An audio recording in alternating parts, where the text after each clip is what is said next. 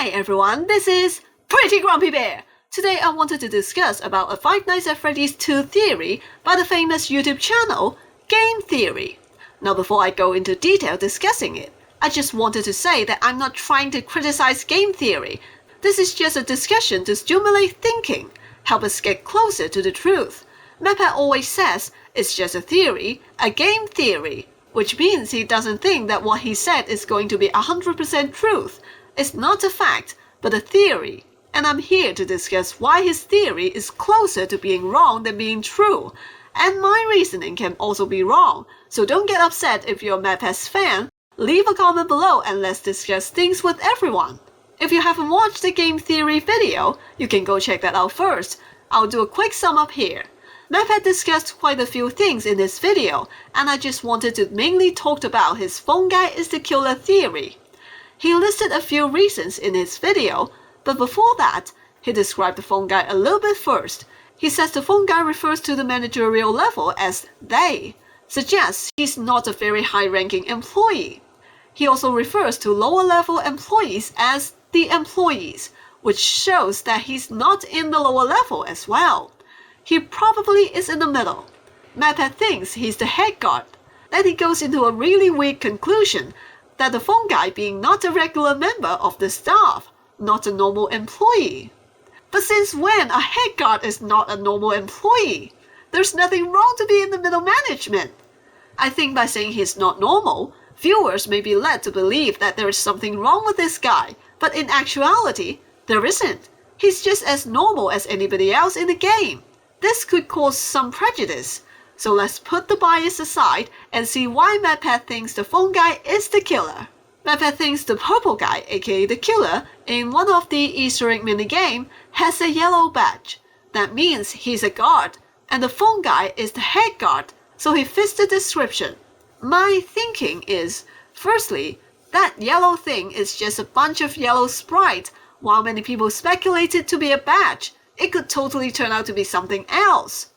Secondly, besides the phone guy, we have other murder suspects, namely Jeremy Fitzgerald, Fritz Smith, Mike Schmidt, and the unnamed day shift guard.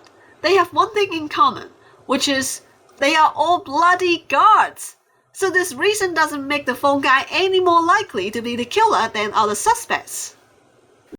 Mappa states that the phone guy has a long history with Freddy Fazbear's Pizza. He's been there since the first location of the pizzeria. That's very suspicious. While I do agree that this is a little bit suspicious, but it's not a very strong argument, because as Mappa says, the first murder happened in Fredbear's Diner. So even though phone guy has a long history with the company, this history started after the first murder. There's nothing we can find that ties him to Fredbear's Diner, let alone the murder.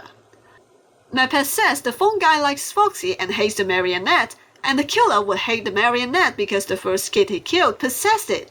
And the killer seems to like Foxy because he had a smile on his face when Foxy was on stage. So the phone guy and the killer share a certain similarities. This reason is just not very sound. Firstly, we don't know if the killer really hates the marionette.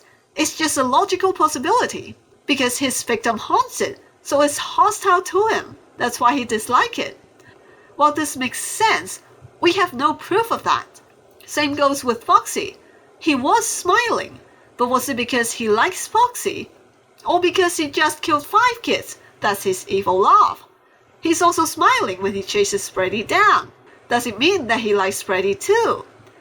Secondly, if the killer hates the puppet because it's possessed by his victim, by this logic, the killer should also hate Foxy because one of his other victims possessed it. He may be smiling when Foxy's on stage, but that's before Foxy was possessed. So not only does this smile not necessarily mean he liked Foxy, even if he did like Foxy, there's no proof that he would still like him after he's possessed and turned hostile. Mappa pointed out that the purple guy has the same white dot in his eyes like Golden Freddy, hence he is the Golden Freddy killer. First of all, both the purple guy and Golden Freddy have moments when their eyes are not glowing. It could have some other meaning, but Mappa didn't address this issue. Secondly, most animatronics have the same white glow in their eyes. It comes from their endoskeleton eyes. So while the white dot in Golden Freddy could mean the purple guy, it could also just mean that Golden Freddy has an endoskeleton head. Thirdly, this argument has nothing to do with the phone guy. As long as we can't prove that the phone guy is the purple dude, this doesn't prove anything. Which brings us to MatPat's last argument, the thing that the purple man is holding.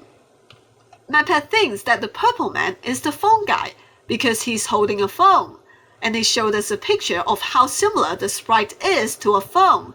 And ironically, this picture actually shows that this thing doesn't look like a phone. This is the picture of the phone with half opacity. You can see there's no sprites beneath a certain parts of the phone, and there are extra sprites outside the phone. The images doesn't match.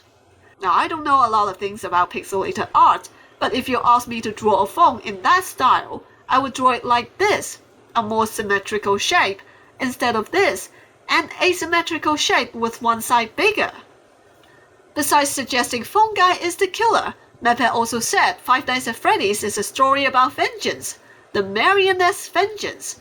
It all started since this minigame. He said this is the old Fredbear's Diner because this is smaller in scale and it only has one animatronic. One kid was killed there. He possessed the marionette and started the long road to vengeance, all the way from Fredbear's Diner to Five Nights at Freddy's 1 and beyond. But he contradicts himself here because if there's only one animatronic like he said, then the marionette is not made yet. How could the kid possess it? Did the kid follow the diner to a new location, then started possessing things? Why didn't he just possess Freddy who was right there? He also says that the marionette still exists in Five Nights at Freddy's 1. The evidence is in this poster, where sometimes it shows 3 crying kids. But this is a poster, not the marionette animatronic. Is he suggesting that the spirit of the first dead kid still haunts there? It's possessing this poster now? But this is very likely to be just a poster.